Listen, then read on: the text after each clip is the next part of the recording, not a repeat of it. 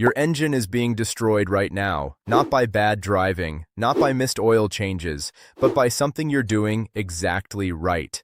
That little sticker on your windshield, the one your dealership put there, yeah, that might be the problem. I'm talking about 0W-20 motor oil, and what it's actually doing inside your engine is not what you think. Now look, I get it. Your dealer told you to use it. Your car manual says it. Toyota, Honda, Ford, they're all on board. And yeah, on the surface, it sounds like progress. Thin oil, better fuel economy, engineered for modern tolerances. What's not to love? A lot, actually. And by the end of this video, you're going to know exactly why, and more importantly, what you should probably be running instead. Let's start with the basics. Real quick. Motor oil has two numbers on the bottle. You've seen them your whole life. The first number, the one before the W, tells you how the oil flows in cold temperatures. That W literally stands for winter. So 0W-20 flows at essentially zero resistance in the cold. The second number, the 20, tells you how thick the oil stays when your engine is fully warmed up and running hard. And that second number, that's where the real conversation starts. Here's the thing about modern engines. They are built insanely tight. We're talking tolerances measured in microns. That's thousandths of a millimeter. Engineers design those tolerances around thin oils, specifically to maximize fuel efficiency and hit EPA ratings. Makes sense from a business standpoint, right? Car companies need those MPG numbers to pass government standards, stay competitive, and avoid penalties. So they spec out a 0W-20. The engine sips a little less fuel on the test cycle. Everyone in the boardroom is happy, except you. 6 years and 90,000 miles down the road, staring at a $4,000 engine repair bill. See, here's what happens when your engine gets really hot. Not just warm, I mean sitting in Atlanta traffic in July hot, towing a camper through the Nevada desert hot. That 0W-20 oil thins out even more. And when it thins out under heat and load, it can struggle to maintain the oil film pressure needed to keep metal parts completely separated from each other. That oil film, that microscopic layer between your pistons, your rings, your rod bearings, your cam lobes, that is literally the only thing standing between smooth, quiet operation and metal grinding on metal. When that film gets too thin and starts to break down, you get wear. Not Hollywood explosion wear. Not a warning light. Just slow, silent, invisible wear. Micron by micron, every single time you drive. And here's the thing about that kind of wear. You don't notice it until it's too late. There's no check engine light for your bearings are slowly getting eaten. There's no alert that says, hey, your cylinder walls have lost 1/10 of a millimeter. You just drive and drive, everything seems fine, and then one day at 160,000 miles, things start going wrong and the mechanic says, yeah, this engine is just worn out. And you're sitting there wondering why, when you changed your oil on time, every time, exactly like the manual said. Now here's what experienced mechanics are actually seeing on teardowns. Guys who rebuild high-mileage engines for a living, guys pulling apart Toyotas and Hondas and Fords with 150,000, 200,000 miles on them. They're finding increased wear patterns on cylinder walls, on rod bearings, on camshaft lobes. These are parts that used to last the life of the car, and the trend lines are pointing in the wrong direction. Nothing you'll see on a routine oil change report, nothing your dealership will flag at a service appointment. Just the quiet, cumulative cost of running an oil that might be a little too thin for real-world conditions. And here's the part that should really make you think. A lot of those same manufacturers that spec 0W-20 as the default, they also list 5W-30 as an acceptable alternative right in the same owner's manual. Check yours right now. Go ahead, pause the video, Grab the manual from your glove box. Seriously.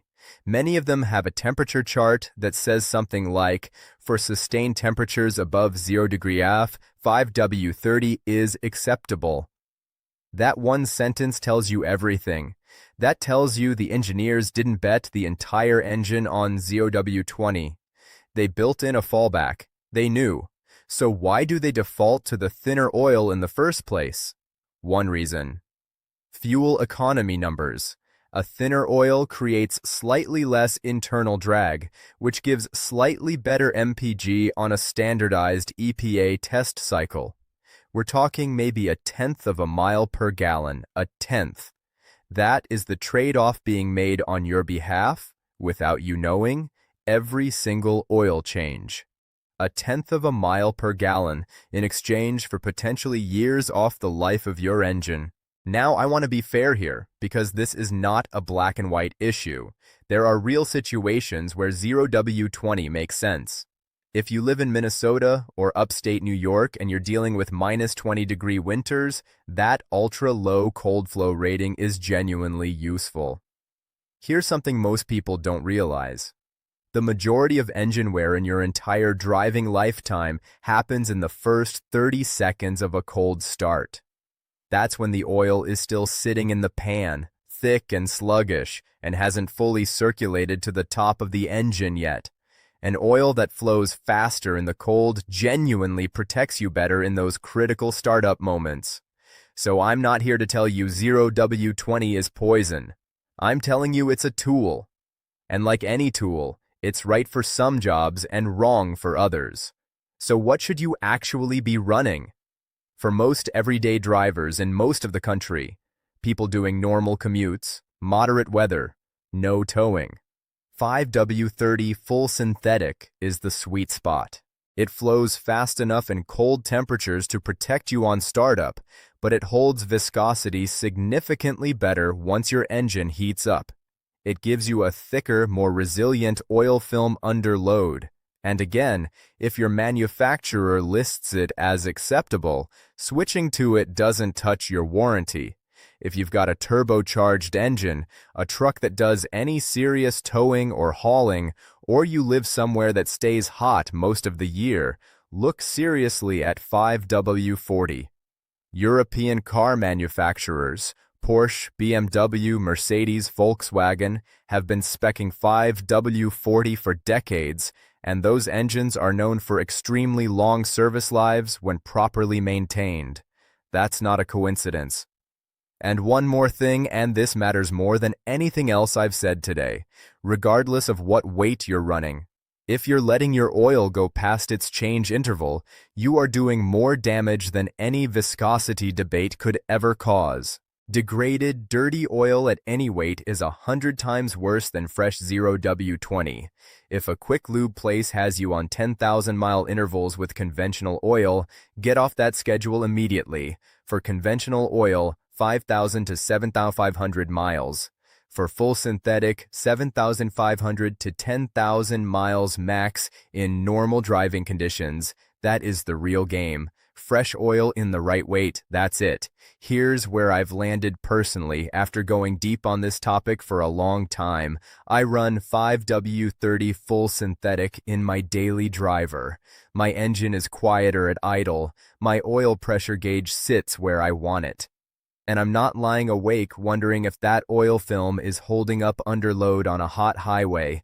If you've got a car under warranty and you're nervous about making any change, just pull the manual and check what alternatives your manufacturer approves. In most cases, you've got more options than the dealer ever told you about. Look, if you're running 0W20 and changing it regularly, your engine is not about to blow up. I want to be clear about that. But if you've ever looked at an older car, the old 4.0L straight six in a Jeep, the 5.0 in a classic Mustang, an old Land Cruiser with 300,000 miles, and wondered why those engines just seem to last forever compared to what we see today, part of that answer might literally be sitting in your oil pan right now. Check your manual. Talk to a mechanic you actually trust. Your engine is the most expensive part of your car. Treat it that way. If this made you think, hit like. Drop what you drive and what oil you run. I read every comment. Subscribe for the next one on oil change intervals. This is Infinite Garage. Take care of your car. I'll see you in the next one.